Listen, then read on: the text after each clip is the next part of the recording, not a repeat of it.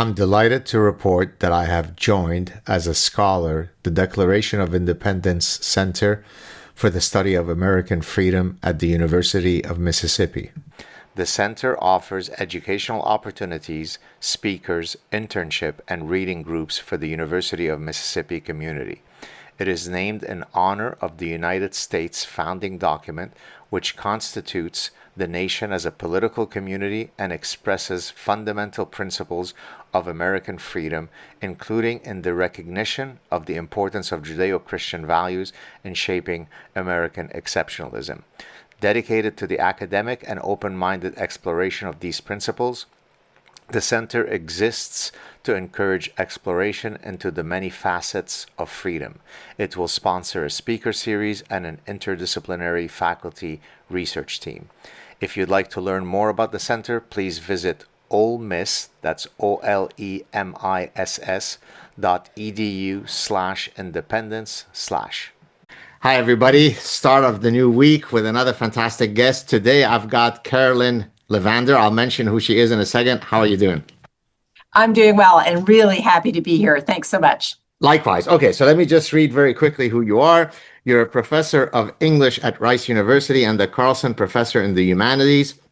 You're the Vice President for Global Strategy, responsible, I took this from your website, responsible for expanding Rice's global impact through the development of new international campuses, academic programs, partnership, and research collaborations. Your latest book with MIT Press, which we're going to talk about today, Invent ED, How an American Tradition of Innovation Can Transform College Today. I've spent 32 years as a professor. I can talk a lot about that. But let me mention some of your other books. Hotel Life, The Story of a Place Where Anything Can Happen, co-authored book. Where is American Literature? Cradle of Liberty, and Voice of the Nation. I didn't read the subtitles. Anything else you want to add, Carolyn, before we begin? No, I think that sums it up. Okay. Well, by the way, in soccer, when you talk about a one club player, that's someone who spent their entire career wedded to one club. You're a one club academic. All your degrees at Rice, your academic positions at Rice. Boy, you're a loyal gal. It's partly I've just had so many wonderful opportunities here that I've had chances to leave, and it just never quite made enough sense. Right. Well, I've been once to Houston. I've been many times to Texas. I went once to Houston. I gave a talk at the University of Houston, I think in 2004.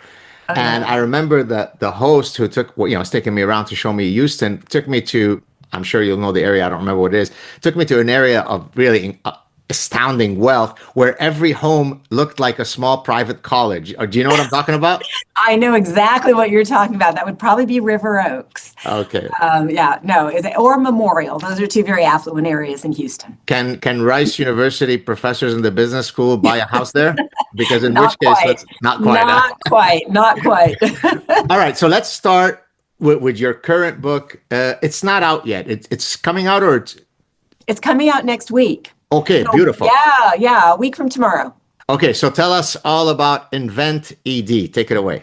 Yeah, and so this is a book that is really about the history of creativity and discovery in the United States. So it starts back with the founding fathers, and it explores how that history and tradition of creative discovery can be optimized on university campuses today to ensure that everyone who attends college gets the most out of the experience and develops the kind of educational tools that will help them make the most important discoveries yet to be made in our country.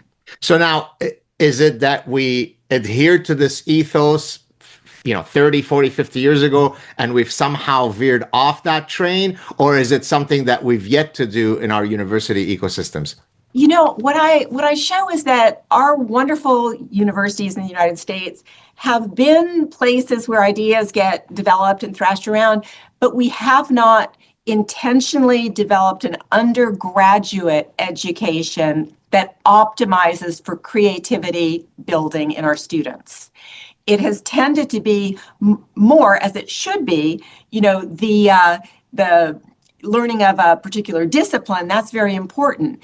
Invent Ed argues, in addition to that, every undergraduate student needs to come out of college with an ability to think creatively, to problem solve creatively, and that we can do that on our campuses.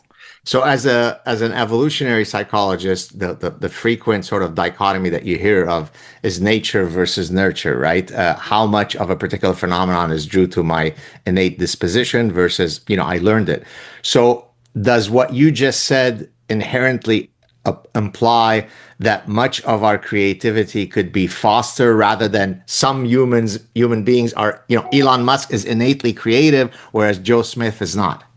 Absolutely. What I show in Invent Ed is that, what you're talking about is the difference between a fixed mindset and a growth mindset. And in a fixed mindset world, you say, wow, I'm just not good at math, or I just can't write.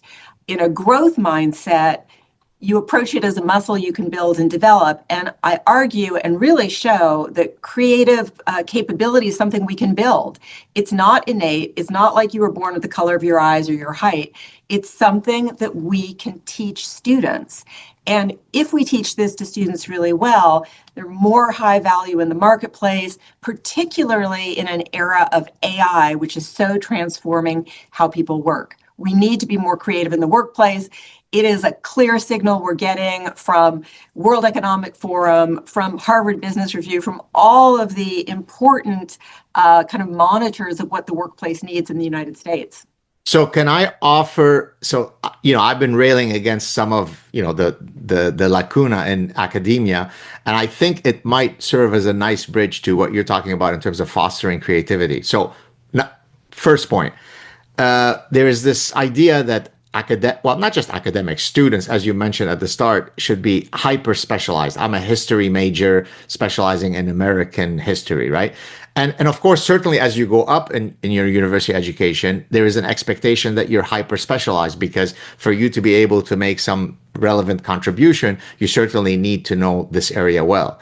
Whereas I have argued, I think reasonably convincingly, that you also need to be a generalist, because some of the biggest thinkers are those who have a synthetic mind. So for example, my academic career, not to imply that I'm a great thinker, but my academic career has been very much shaped by the fact that I don't care about interdisciplinary boundaries. So many people warned me, don't publish in medicine and politics and economics and psychology, because that makes you look like you're a frazzled person, whereas you should publish only in consumer psychology or evolutionary psychology. And I said, no way, life is too short. So interdisciplinarity, a generalist synthetic mindset, a sense of consilience, unity of knowledge, how would those terms fit within your rubric of creative inducing pursuits? I think you and I speak the same language here, 100%. So I'm thinking, and this is the history of our country, right? Samuel Morse, right? The inventor of the telegraph. We don't really remember he was an artist first and foremost. And, it was his inability to support himself with his painting that caused him to go into scientific discovery. And in fact, he mocked up the telegraph on his easel in his studio. And so that's what you're talking about. You're talking about the ability to move between disciplines to see new things, right? And that it is that act, that method, that inventive method that makes your contributions higher impact. That principle is visible in the historical record. And, I would never want to say that the United States is better than other countries. Every country has got its wonderful history and contribution. That said, there was just the reality of building a nation out of a huge wilderness that was very conducive to our earliest inventors using that method, because they didn't have universities that they could go to and take deep lessons in, this field and that field. They had to kind of do it themselves. Right. So many of the people that I gravitate toward in terms of, former intellectuals or current intellectuals that I admire seem to all possess many of those traits. So, for example, I was just reading about, I don't know if you know the some argue he's the sort of the father of the scientific method, Francis Bacon. Mhm. And I'm currently reading an intellectual biography on him. And as I read some of his positions, I said, boy, that could literally be my own biography, in that, he was both a statesman and a lawyer and a philosopher. And he doesn't care. Do you think that 500 years ago it was inherently easier to be this kind of synthetic thinker, and that the universities have kind of browbeaten us into being these sort of stay in your lane folks? Well, yeah, I mean, that is something that Invent Ed really shows is, this was not intentional.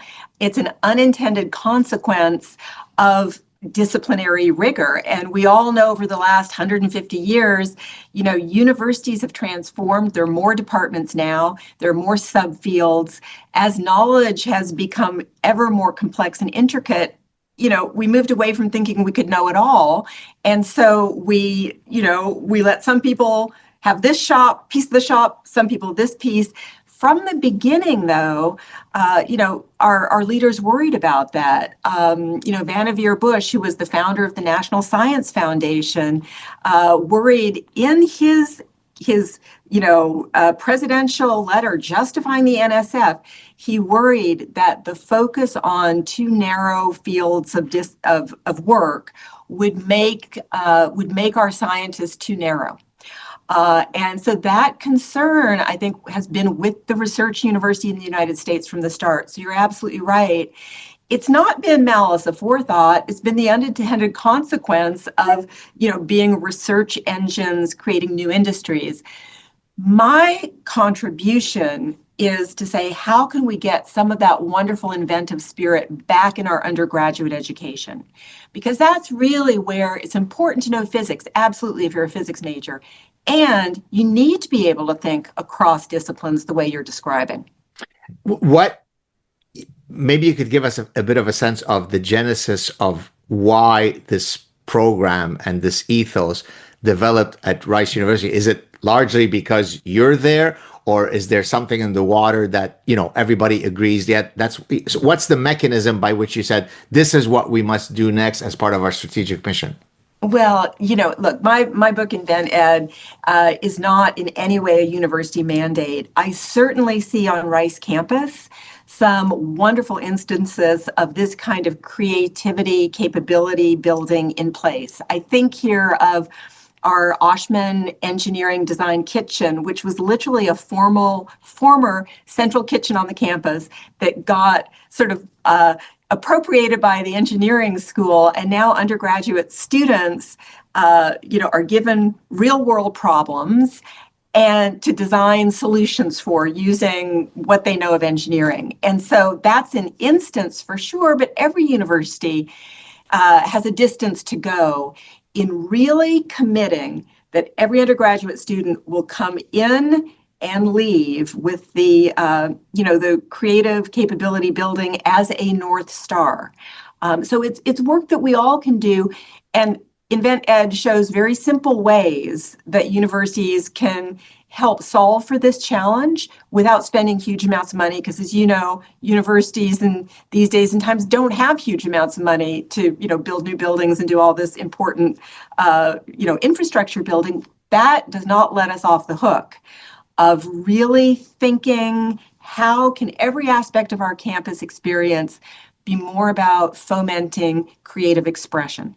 Is the idea to pedagogically ensure that irrespective of which field you're teaching, there's some sort of creative inducing element, or can I do a creativity major as my undergraduate, or is it both?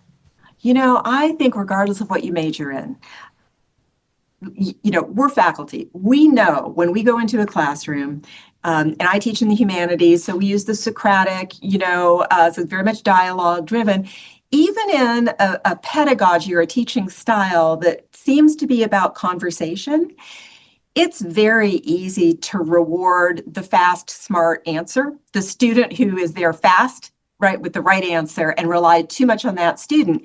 That is tacitly reinforcing a fixed mindset in students, because they think, okay, Joe is the smart guy. I'm not the smart, so I'm going to be more on the sidelines. And so even in those classrooms that we think are more about developing ideas over a long time, we all as faculty take shortcuts, understandably. If we actually are mindful of that and we understand that doing that short circuits the building of a growth mindset, sort of learning over time, slow learning, trial and error, being important to developing strength. If we really come into our classrooms sensitized to that, we can change some of the implicit messages we're sending. Right. Earlier, I was talking about sort of interdisciplinary bridges and consilience and so on.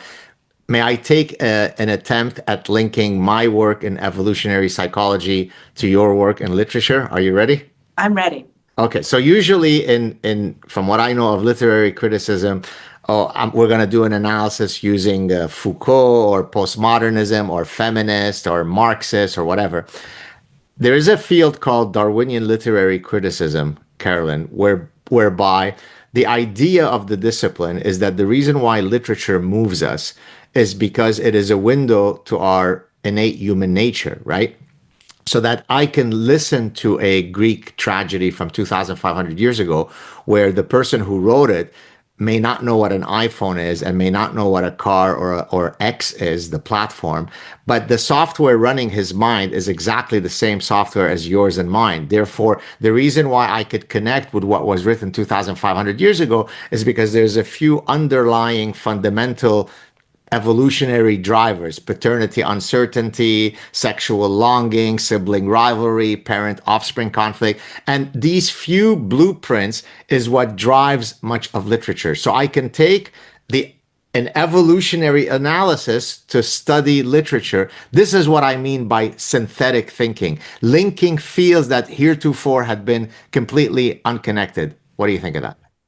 It makes total sense to me. And I think I would add to it, dear colleague, that I think one of the great pleasures that comes from reading Cicero or Plato or Socrates is that recognition that you are part of a longer arc of human history at a time when, AI is threatening all kinds of our, workplace comforts and securities.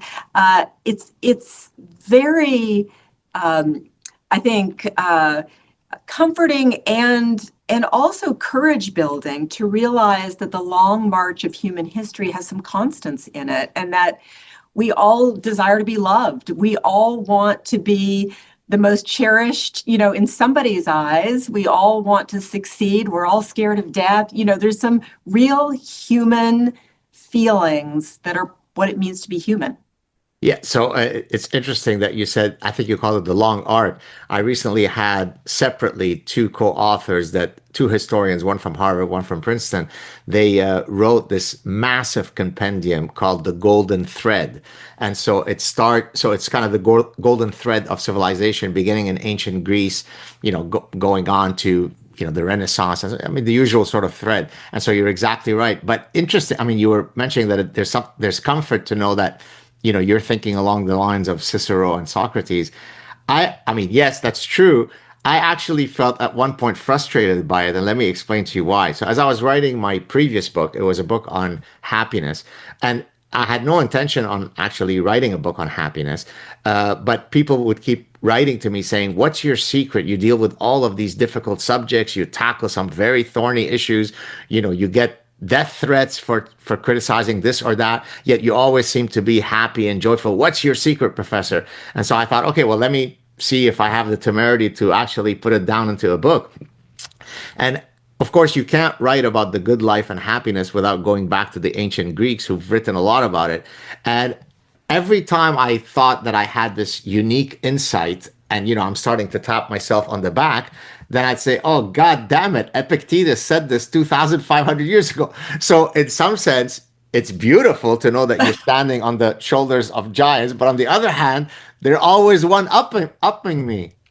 Well, that's true. But let's face it, the definition of discovery is putting existing pieces in new combinations, right? That's the creative practice. And so you just did that, linking, right, Darwinian theory with literature.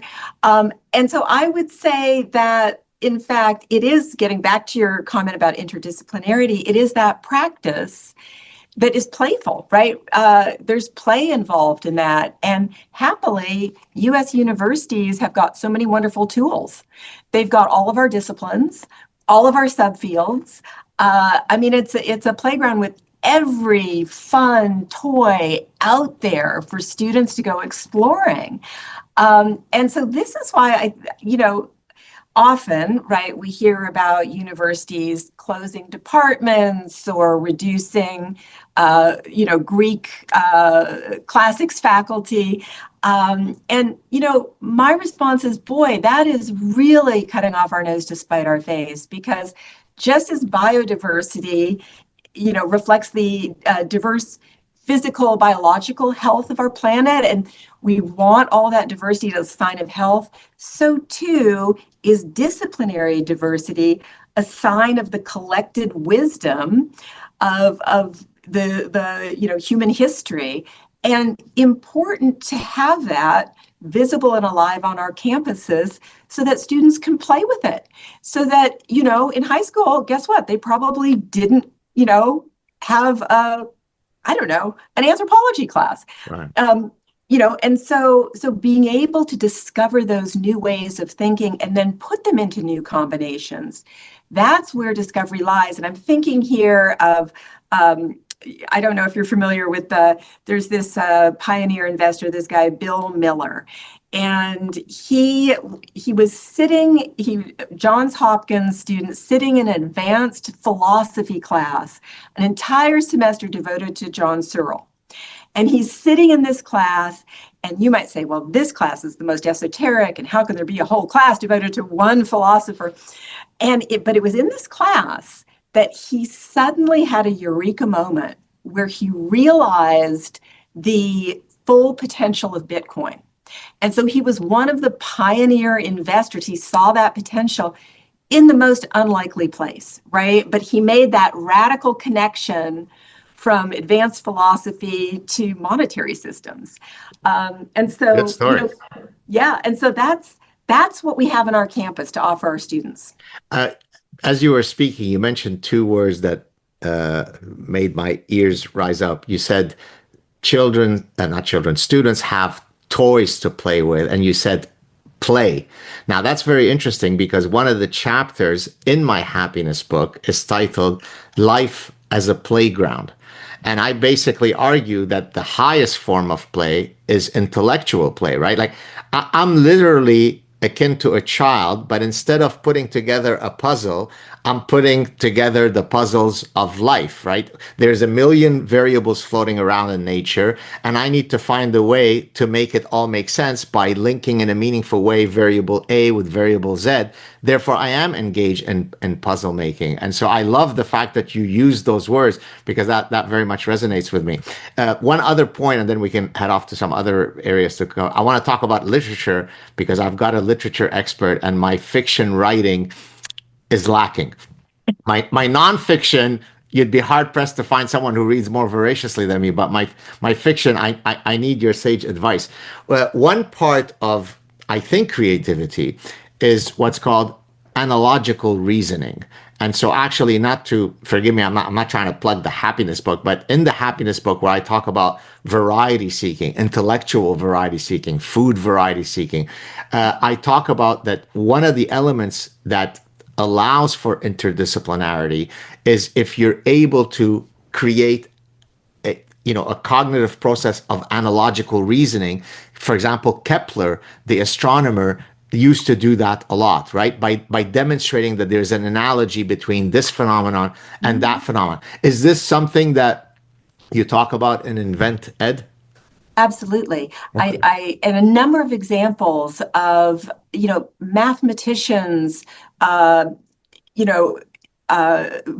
moving to poetry writing, that there's a deep logic that undergirds those two very different disciplines, right? That encourages discovery in each, and it's no accident. Edgar Allan Poe, right? One of our great American writers of the mystery, was an advanced cryptographer, and so the movement between creative writing and thinking and mathematical logic and systems is it's not just something of last week. This has been alive and with us for a very long time. All right. So now, as promised, I need your sage advice. Uh, well, first, it, do you find that people tend to specialize in terms of being fiction readers or nonfiction readers? Or, for example, are you omnivorous in your reading diet and that you can go? Because I have a very hard time, given whatever limited time I have to read, I'm always going to tend towards reading, a biography on Francis Bacon. But I know for a fact that I'm losing out greatly in not reading all of these great classics. I mean, I've read more than the average person, but I still think that I'm lacking. Whip me into shape, Professor. There are too many books and life is too short.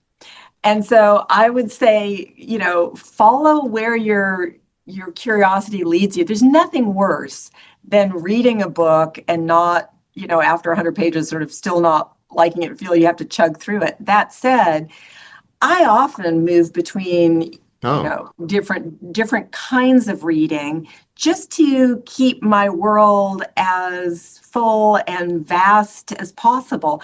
And so certainly history, certainly, fiction writing. Let's remember, I mean, history is inevitably fiction, and fiction inevitably is connected to history too. So sometimes these distinctions we draw may not be as complete as we think they are.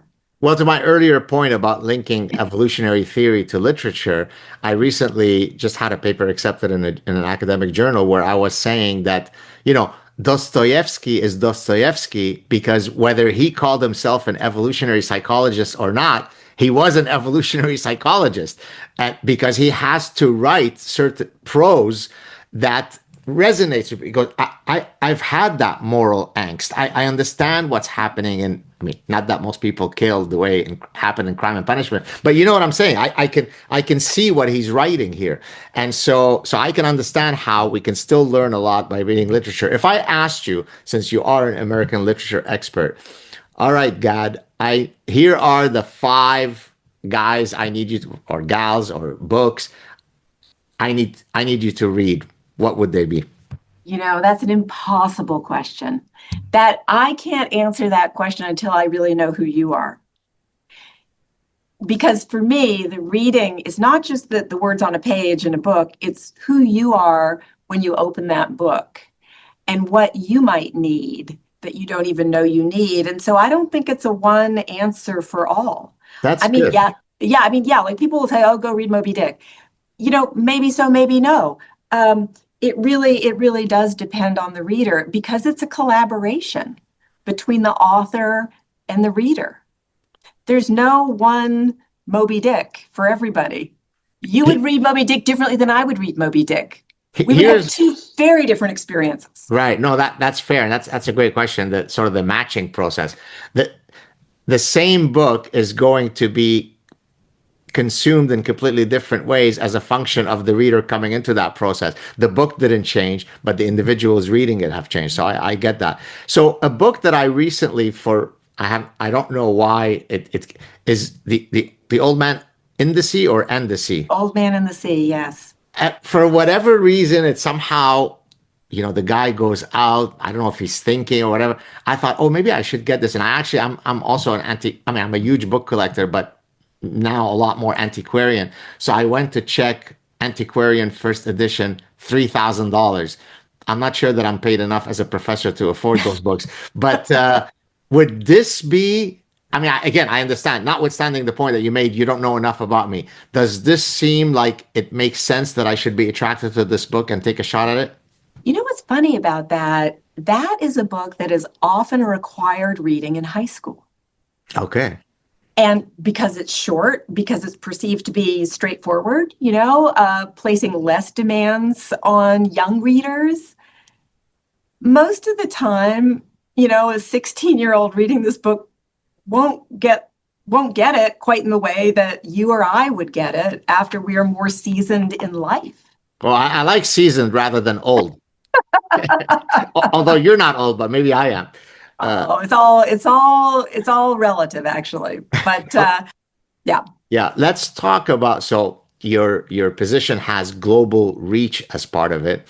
So I as I was sort of doing a bit of background, in preparation for our chat, you opened up, you meaning Rice University, opened up in Paris, in with India sources, in Venice. Wow, gorgeous place. Tell us about that, and then I'd like to later talk about some of the ways that I've been able to fortunately achieve global reach. But take it away. So I think it's very important for students today to have some kind of international experience as part of their education. And that's, something that is not, it's not, a nice to have. I think it's really a got to have, because let's face it, students are going to go into the world, and businesses they enter more often than not will have global headquarters, or if they're in the medical field, they will be working with patients from around the world, colleagues from around the world. So it's very important, practically, of course, for students to have an experience beyond what they already know, but also even more fundamentally, I think, for us to really understand how the world works, we have to be in the world rather than, sequestered on a beautiful university campus island. And so that was one of the reasons that it has been the priority of the university, and certainly my job, to really make the university more global in its reach. And so we opened this beautiful little campus in the center of Paris. Students are there, faculty are there. It's been a very important experience for our students and faculty in terms of just thinking about education anew and differently, because, universities in Europe function very differently, and students are very different in Europe than they are in the US. And so it's important for us to be aware of that. So there is the institutional attempts at global reach, as you're doing, but at the individual level, at the individual faculty level, and so this is where I'm going to bring in my experience. Maybe I'll start with the following.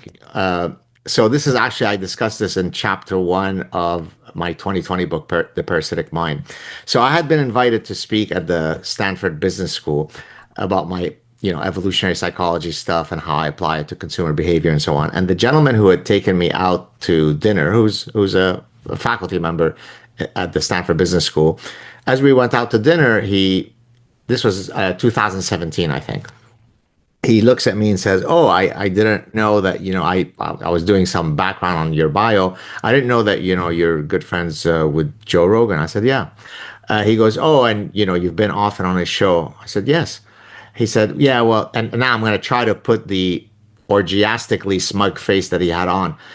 He goes, "Yeah, well, we don't condone that at Stanford." I said, "You don't condone what at Stanford?"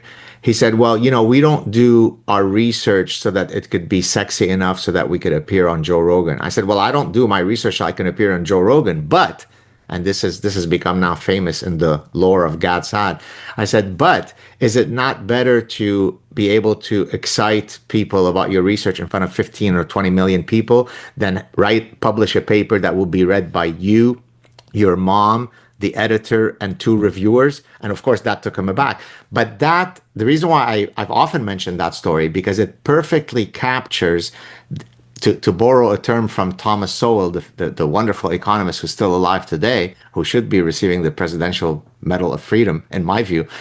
He called them the anointed ones, right? So academics look down upon the plebs, the great unwashed, the rubes, and we only communicate with each other. We don't communicate with the lowly trucker. We don't communicate with the corrections officers. That's why we became academics, so that we could speak with our progressive affectation. Nothing angers me more than this kind of attitude, because ultimately my responsibility, at least in the way that I define myself, is I create knowledge, but then I wish to disseminate that knowledge as far and wide as possible. And I hate to say this, Carolyn, but very few professors share that reflex. How can we get them out of their obnoxious stupor? Well, I agree 100%. And I think, look, on the one hand, it's understandable because in order to be promoted in academia, you have to speak to your colleagues and you have to impress your colleagues with new discoveries you make in your field, right? So that is one conversation. There is another conversation that you and I are privileged to be able to have because we have gone through the academic ranks now. And Invent Ed is meant for the trucker, for someone who knows nothing about colleges. It's meant for a curious reading public, a general public. And so I think that commitment to impact is really crucial in our times for many reasons. One is we have a long history in this country of the American public being really interested in ideas. Why we wouldn't share our ideas easily with, broad reading publics is mysterious. The second reason is we need to make more clear what we do inside of these buildings on these campuses. And for a lot of folks, it's a black box. Absolutely no understanding of what happens, of the research that, creates important medical discoveries that increase the chance of recovering from cancer and dementia. And, there's really important work that we're doing. I don't think the average person really understands that too much. And so that lack of understanding makes us vulnerable as an industry to the kind of disruptions that we are seeing today, when in fact the work we do generates, new industries, drives our economy and our national wealth, creates safety and stability in our communities. We're not telling that story, and we need to be telling that story. So do you think, I think there are potentially two impediments as to why there isn't more of that from professors. Number one, to your first point about, you need to impress your colleagues and so on, there needs to be institutional mechanisms by which that that outreach to the general public is rewarded, right? I mean, I'd like to think that I'm a purist and that I would have done it no matter what. But if you also were to tell me that it goes into my academic dossier as part of, you have one person who's published 5 papers that have been cited 500 times, but nobody's ever heard of them outside of that. You have another person that might have slightly lesser academic metrics, but has managed to, motivate millions of people to take English literature and go back to school. How do we measure that? So one would be to incorporate public outreach as a fundamental feature of your academic dossier that you submit. Number one. Number two, I think the second reason why most academics are hesitant is because, frankly, they don't have the skills necessary to succeed in the global arena, right? So I'm a geeky guy who knows organic chemistry, and if you ask me to move 1 millimeter outside of my stay in your lane organic chemistry, God forbid I should do that, because I'm very comfortable with the familiar. I have mastered that area and I am the king of that fiefdom. But you ask me to go out and have 17 million people judge whether I am charismatic and intelligent and I can. Now that's and that's why the Stanford professor had to engage in a ego defensive strategy. Because he can't do well in front of Joe Rogan, then I need to denigrate others who can do well on Joe Rogan. Yeah. What do you think of those two points? So I think that there are very few what I would call all-rounders who enter the academic ranks. And that's, I think, really evident in your career, in my career, I think we've seen a lot of evidence of that. And I don't think our institutions are unusual in that way. So you attract a lot of super specialists. And look, the work that super specialists are doing is really important. We need them to be doing that work. So not everyone is going to be able to breach the chasm to the public. For those of us who can, who want to, who have, moved up the ranks so that we don't worry anymore about the next book for promotion, we have a real responsibility, I think, to speak for those who just aren't going to be able to do the work we do. I also think it's very important for universities, and I'm starting to see this at my university, to provide translation help. So at my university now, we've got these people, these communication folks. And it's their job, literally, think about it, you're speaking one language and the public is speaking another language. You need someone who can actually translate complicated ideas into simple, digestible, memorable narrative. And that's the responsibility of the university. I don't think it's fair to expect every faculty to have that skill, because I don't think we're going to get there. Fair enough. You are a model of diplomacy. That's why you're a senior administrator and I'm not. How is that diplomatic? Well, you always give the positive of those people that I'm criticizing. It's a wonderful skill. It's not their fault. I mean, that's the thing. Like, I think we spend so much time criticizing people, and actually it's just, maybe I'm at the time of my life where it's, look, it is what it is. Fair and certain kinds of people are attracted to certain kinds of industries, and we're not going to change that, right? Right. So why fight it? Why fight it? That makes sense. What of all of the different hats that you wear, I mean, I'm sure you find pleasure in all of them, and there are elements that you don't like in all of them, but is there one unique one at the current stage that you're at in your career where you say, that's the one that makes me sort of rub my hands the most in the morning? I love to write. I absolutely love to write. And it's such a deep pleasure. And in particular, the Invent Ed book, some with Hotel Life, but even more with Invent Ed, because I was writing to everyone listening right now to us and people beyond, I had a real sense of purpose and responsibility in crafting those chapters. And I think it's that same excitement I get when I'm making change at my university that impacts thousands of people. So whether I, stay at this university or leave tomorrow, I now have established an international environment for all of our faculty and students to use, and that'll be a legacy that I leave. I think that's really important, right? That'll change people's lives. The reason I'm doing what I'm doing is I went outside the United States when I was in college, and it changed my world. Absolutely changed my world. And where had you gone? I didn't go all that far away, but for me, it was huge. I went to England, and so I did it for a year, and I did it because I thought, well, I really want to be an English major. I might want to be a professor, but I don't know if I really do. And so I went, and in the British system, you take your discipline all year. That's all you take. And so it's much more like graduate school, and I loved it.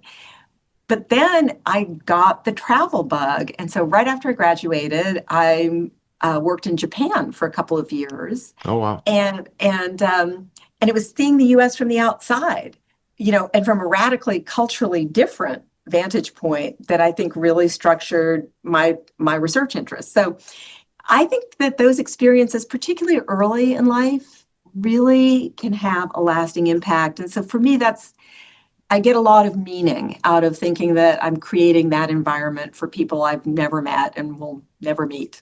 Wonderful. Could you remind our folks, so the book comes out next Tuesday. Tell us anything more that you want about it. Tell us about any other projects you're working on before we wrap this up. So we spent a lot of time talking about, building creativity, how universities can do it. This book is also a guidebook for anyone thinking of sending any family member to university.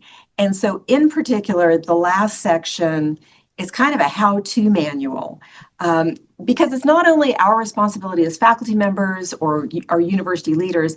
Every student who comes into university needs to be responsible for their own outcomes, right? I mean, it's a huge investment of time and money, and it's remarkable to me how emotional people are in making the decision about where to go to college, how they don't even read the owner's manual. They go on a campus tour and think they know the place. I mean, it's terrifying to me, the kind of blissful ignorance in which people launch into Right. 4 years or more of, a hugely important thing for their life. And so, it's up to every parent, if you have the kind of traditional family where 18-year-olds go on to college. But anytime you enter college, you need to know what you don't know. And what I see is that probably 99.9% of all students, I don't care what kind of school they're going to, community college, fancy school, doesn't matter. They come in ignorant, they come in passive, and they think the only thing that matters are the grades on their transcript.